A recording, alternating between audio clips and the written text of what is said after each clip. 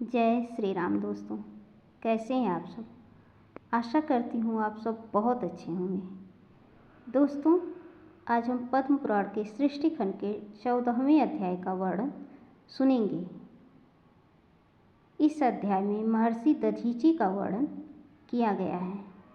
दोस्तों, आपने महर्षि दधीचि का नाम तो सुना ही होगा कि किस प्रकार उन्होंने अपनी हड्डियों का दान कर दिया था। आइए हम पद्म पुराण की कथा के माध्यम से श्रवण करते हैं कि उन्होंने अपनी हड्डियों का दान क्यों किया था और उनकी हड्डियों से कौन सा अस्त्र शस्त्र बनाया गया था। आइए हम श्रवण करते हैं। पुलस्त्य जी कहते हैं,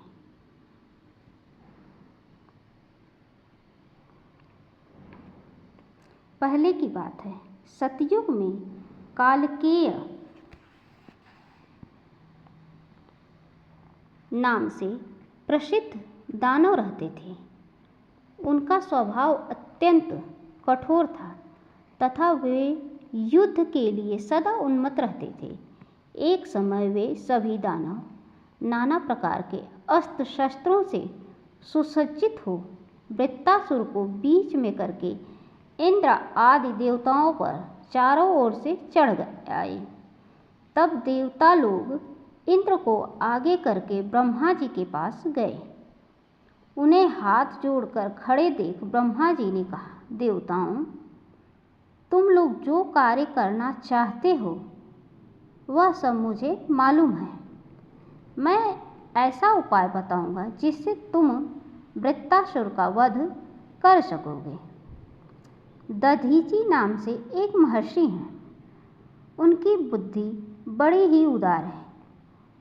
तुम सब लोग एक साथ जाकर उनसे वर मांगो। वे धर्मात्मा हैं, अतः प्रसन्नचित होकर तुम्हारी मांग पूरी करेंगे। तुम उनसे यही कहना कि आप त्रिभुवन का हित करने के लिए अपनी हड्डियां हमें प्रदान करें। निश्चय ही वे अपना शरीर त्याग कर तुम्हें हड्डियां अर्पण कर देंगे। उनकी हड्डियों से तुम लोग अत्यंत भयंकर एवं सुदृढ़ वज्र तैयार करो, जो दिव्य शक्ति से संपन्न उत्तम अस्त्र होगा। उससे बिजली के समान गड़गड़ाहट पैदा होगी और वह महान से महान शत्रु का विनाश करने वाला होगा। उसी वज्र से इंद्र वृत्तासुर का वध करेंगे। पुलस्त्य जी कहते हैं, ब्रह्मा जी के ऐसा कहने पर समस्त देवता उनकी आज्ञा ले इंद्र को आगे करके दधीचि के आश्रम पर गए। वह सरस्वती नदी के उस पार बना हुआ था। नाना प्रकार के वृक्ष और लताएं उसे घेरे हुए थी। वहां पहुंचकर देवताओं ने सूर्य के समान तेजस्वी महर्षि दधीचि का दर्शन किया और उनके चरणों में प्रणाम करके ब्रह्मा जी के कथनानुसार वरदान मांगा। तब दधीचि ने अत्यंत प्रसन्न होकर देवताओं को प्रणाम करके यह कार्य साधक वचन कहा, अहो, आज इंद्र आदि संपूर्ण देवता यहाँ किस लिए पधारे हैं। मैं देखता हूँ आप सब लोगों की कांति फीकी पड़ गई है। आप लोग पीड़ित जान पड़ते हैं। जिस कारण से आपके हृदय में कष्ट पहुंच रहा है उसे शांतिपूर्वक बताइए। देवता बोले, महर्षि, यदि आपकी हड्डियों का शस्त्र बनाया जाए तो उससे देवताओं का दुख दूर हो सकता है। दधीचि ने कहा, देवताओं, जिससे आप लोगों का हित होगा वह कार्य मैं अवश्य करूँगा। आज आप लोगों के लिए मैं अपने शरीर का भी त्याग करता हूँ। ऐसा कहकर मनुष्यों में श्रेष्ठ ब्रह्मर्षि दधीचि ने सहसा अपने प्राणों का परित्याग कर दिया। तब संपूर्ण देवताओं ने आवश्यकता के अनुसार उनके शरीर से हड्डियाँ निकाल ली। इससे उन्हें बड़ी प्रसन्नता हुई और वे विजय पाने के लिए विश्वकर्मा के पास जाकर बोले, आप इन हड्डियों से वज्र का निर्माण कीजिए। देवताओं के वचन सुनकर विश्वकर्मा ने बड़े हर्ष के साथ प्रयत्नपूर्वक उग्र शक्ति संपन्न वज्रास्त्र का निर्माण किया। इंद्र ने कहा, देवेश्वर, यह वज्र सब अस्त्र शस्त्रों में श्रेष्ठ है। आप इसके द्वारा देवताओं का भयंकर शत्रु वृत्तासुर को भस्म कीजिए। उनके ऐसा कहने पर इंद्र को बड़ी प्रसन्नता हुई और उन्होंने शुद्ध भाव से उस वज्र को ग्रहण किया। तदंतर इंद्र देवताओं से सुरक्षित हो वज्र हाथ में लिए वृत्तासुर का सामना करने के लिए गए, जो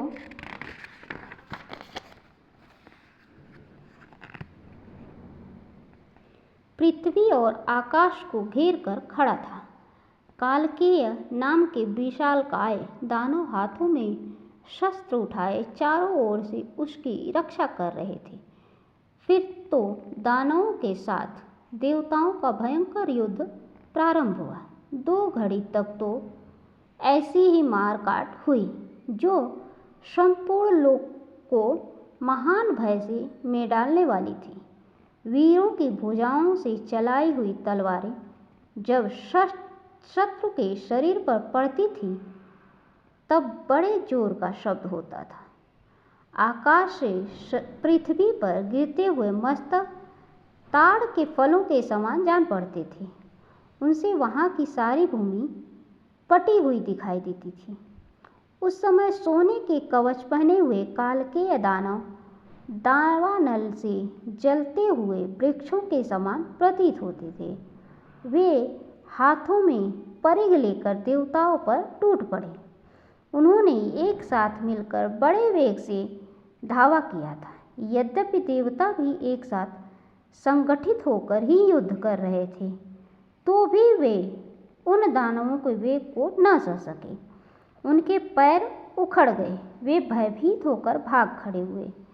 देवताओं को डर कर भागते और वृत्तासुर को प्रबल होते देख 1000 आँखों वाले इंद्र को बड़ी घबराहट हुई। इंद्र की ऐसी अवस्था देख सनातन भगवान श्री विष्णु ने उनके भीतर अपने तेज का संचार करके उनके बल को बढ़ाया। इंद्र को श्री विष्णु के तेज से परिपूर्ण देख देवताओं तथा निर्मल अंतःकरण वाले ब्रह्मर्षियों ने भी उनमें अपने अपने तेज का संचार किया।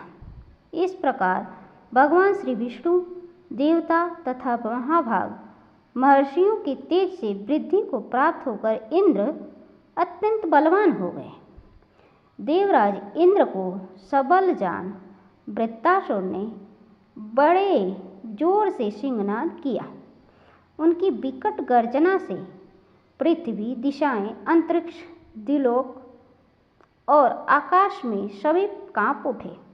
वह भयंकर सिंहनाद सुनकर इंद्र को बड़ा संताप हुआ। उनके हृदय में भय समा गया और उन्होंने बड़ी उतावली के साथ अपना महान वज्रास्त्र उसके शरीर पर छोड़ दिया। इंद्र के वज्र का आघात पाकर वह महान असुर निष्प्राण होकर पृथ्वी पर गिर पड़ा। तत्पश्चात संपूर्ण देवता तुरंत आगे बढ़कर वृत्तासुर के वध से संतप्त हुए शेष दैत्यों को मारने लगे। देवताओं की मार पड़ने पर वे महान असुर भय से पीड़ित हो वायु के समान वेग से भागकर अगाध समुद्र में जा छिपे।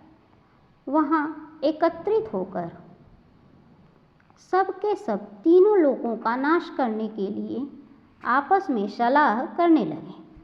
उनमें से जो विचारक थे उन्होंने नाना प्रकार के उपाय बतलाए, तरह तरह की युक्तियां सुझाईं। अंततोगत्वा यह निश्चित हुआ कि तपस्या से ही संपूर्ण लोग टिके हुए हैं, इसलिए उसी का क्षय करने के लिए शीघ्रता की जाए। पृथ्वी पर जो कोई भी तपस्वी, धर्मज्ञ, विद्वान हो, उनका तुरंत वध कर दिया जाए। उनके नष्ट हो जाने पर संपूर्ण जगत का स्वयं ही नाश हो जाएगा।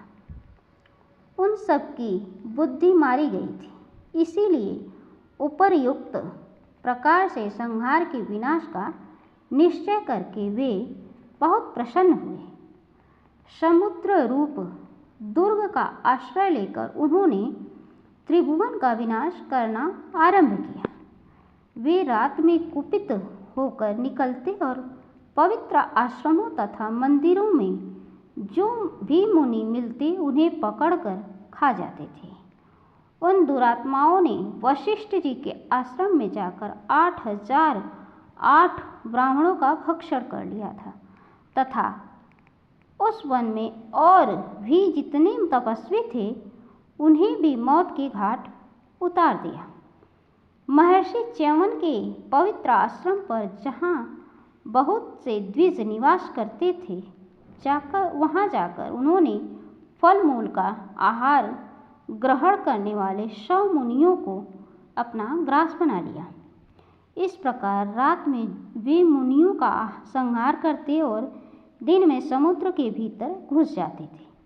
भरद्वाज के आश्रम पर जाकर उन दानवों ने वायु और जल पीकर संयम नियम के साथ रहने वाले 20 ब्रह्मचारियों की हत्या कर डाली। इस तरह बहुत दिनों तक उन्होंने मुनियों का भक्षण जारी रखा, किंतु मनुष्यों को इन हत्याओं का पता नहीं चला।